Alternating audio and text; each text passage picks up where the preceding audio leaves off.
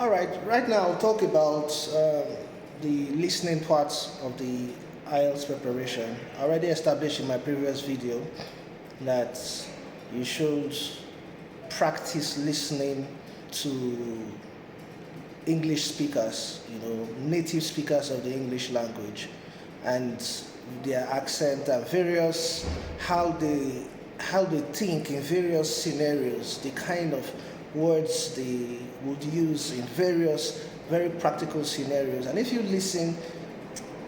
practice listening to them, and you will learn a lot from listening to them, and it will also help you in the exams.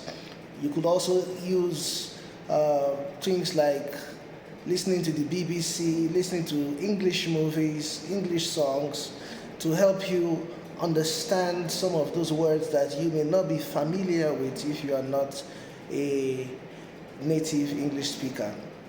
Now, for the exam itself, you should understand how much time is needed, how much time you will require in the exam. Then there are different types of questions, that boils down to the practice. When you practice, you will understand how to approach the questions, irrespective of how they come. They will test your level of listening in different ways.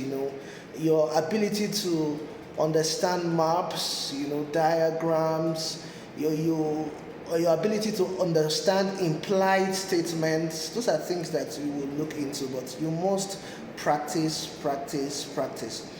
And if you have very good materials that can give you feedbacks and answers after you have practiced your listening, it's very important that you look at those answers. And after you look at those answers, you would understand the areas where you have made mistakes. And when you try again, you'll see that you'll do much better than you have done in the previous practices. So I encourage that there are no two ways to it. There's no other thing you should do besides practicing and listening to native speakers as much as possible.